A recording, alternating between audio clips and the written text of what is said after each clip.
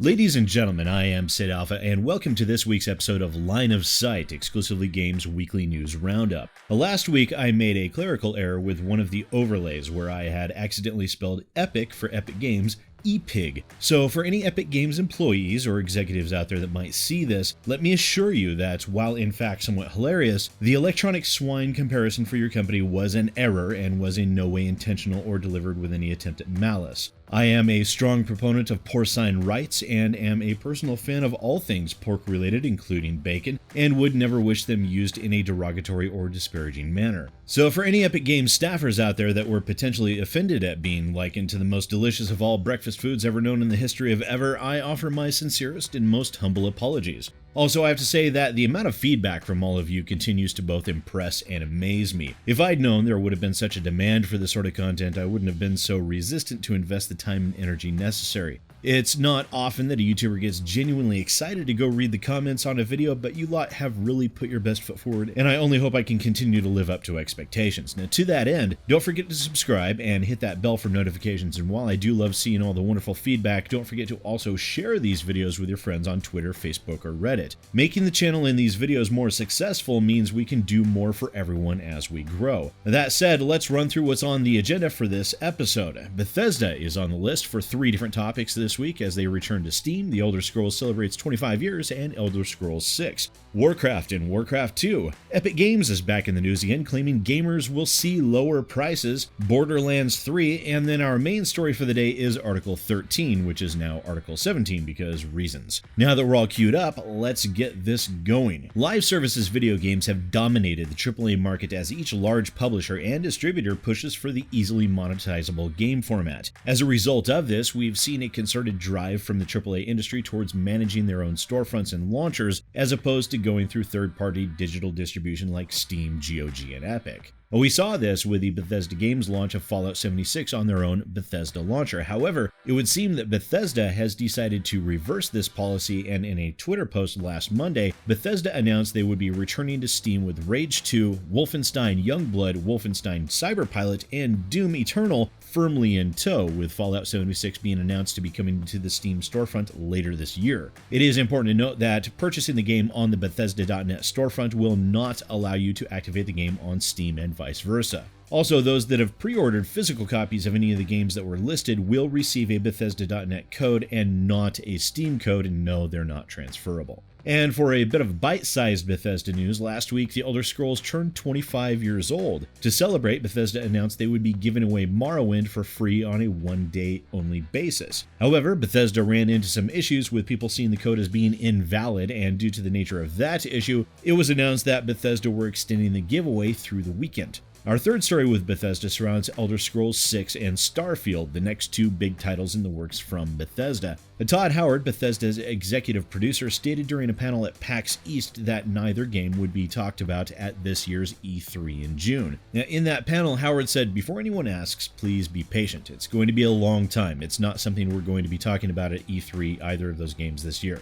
Meaning that anyone who was hopeful for a 2020 release of either of these games may be in for a bit of a disappointment.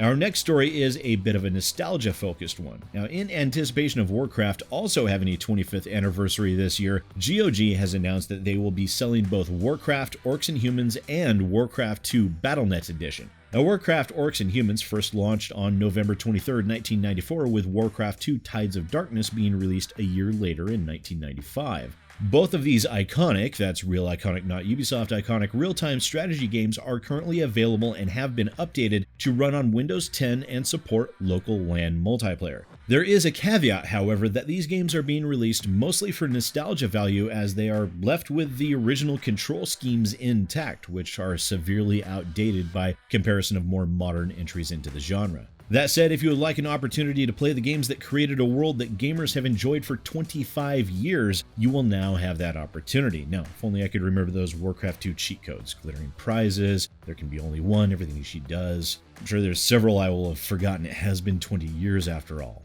For our next story, we're discussing Epic Games and their Epic Store yet again. Love it or hate it, the Epic Store seems to be here to stay, employing a combination of paid distribution exclusives and a much larger revenue split for developers. Epic Games is serious about monetarily going toe-to-toe with every other major PC digital distributor out there, and in spite of the severe backlash that has been leveraged against Epic Games over their employing paid timed exclusives, as well as a storefront that is still in active development and recent concerns over privacy, Epic Games appears to be quite pleased with the outcome and expect lower prices for gamers coming down the pipe.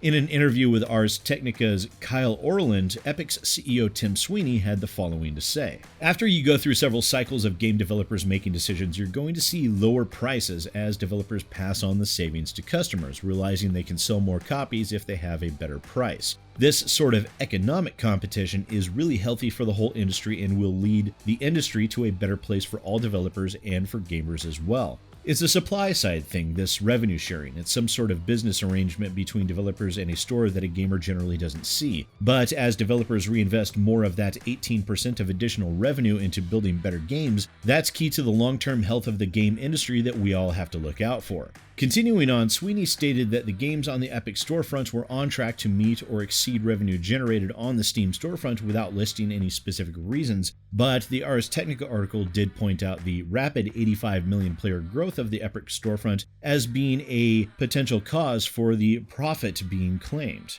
In the GamesIndustry.biz PAX East Investment Summit, Epic's David Stelzer stated that the Epic Store had brought in nearly $500 million, 88% of which was going to the developers, as opposed to the 70% seen from other digital distributors. However, that was later updated as an Epic representative reached out to GamesIndustry.biz to clarify those numbers reported by Stelzer were inaccurate. Whether Stelzer was coming in high or low, we likely won't ever find out, but Epic Games seems to be highly encouraged at the seeming success of their digital storefront.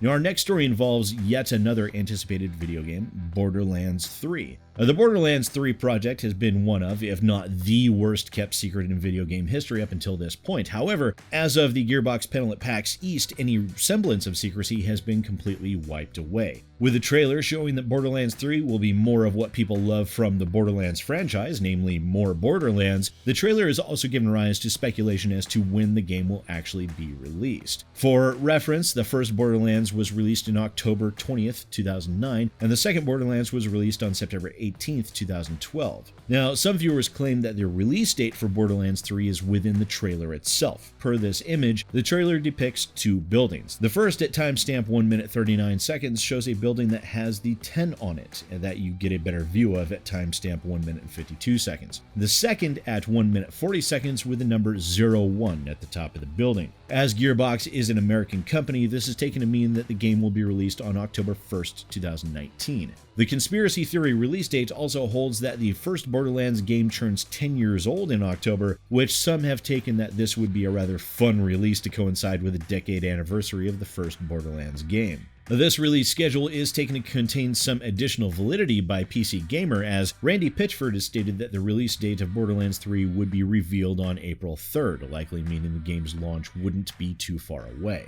Now, our last story for the day involves Article 13, or should I say Article 17, as it has been renamed thusly. For a long time now, the internet has fought to raise awareness over the European Union's Articles 11 and 13 due to the potentially far-reaching consequences these two portions of the new European Copyright Directive can have to the internet and media platforms such as Google, Yahoo, and YouTube, to name but a few. These two articles were recently adjusted to be Articles 15 and 17 for reasons unknown. That, however, is important, as it ended up causing confusion for some MEPs voting on the directive, 13 of which ended up voting differently than they would have intended. This means that the vote that would have allowed for the amendments that would have removed Articles 11 and 13 failed when it should have succeeded. And in spite of these MEPs admitting their mistake, their votes will still be counted as is, and Articles 11 and 13 will remain. Article 11, which has been dubbed the link tax, targets news aggregators like Google, Facebook, and Apple that use artificial intelligence algorithms to curate the most important news of the day based on user preferences. It has been reported that the existence of this article is due to people skimming the titles of the news articles without clicking through to the sites. Article 11 will allow news companies to charge a tax on these companies for the missed clicks.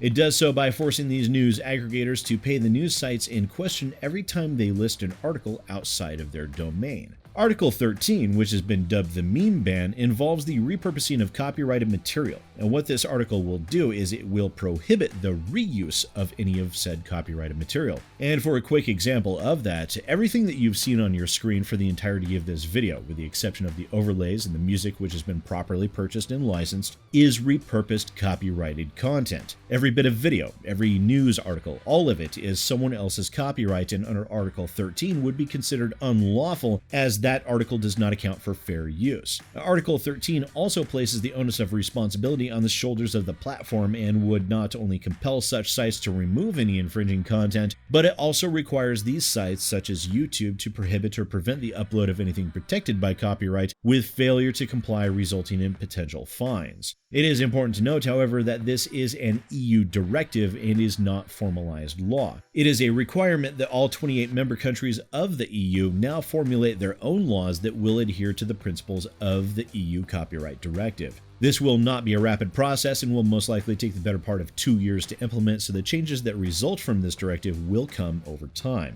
But that's all we have time for you today on this week's Line of Sight. If you enjoyed this video and want to see more, don't forget to like, subscribe, share, and do all the things and tell us about it down in the comments below. Are there additional segments you'd like to see in these videos, like upcoming releases to keep an eye out for or anything like that? Let us know down in the comments. Also, on a personal note, my own channel over at youtube.com/SidAlpha is only a little over 10,000 subscribers shy of reaching 100,000. I'd also like to note that my birthday is June 9th. You can see where this is going. And one of the other important details is that I plan on giving away an NVIDIA RTX 2070 to one lucky viewer on my channel if that 100,000 number is reached on or before my birthday. So let's see if we can make that happen. Thank you so much for watching. Once again, ladies and gentlemen, I am Sid Alpha, and I'll see you next time.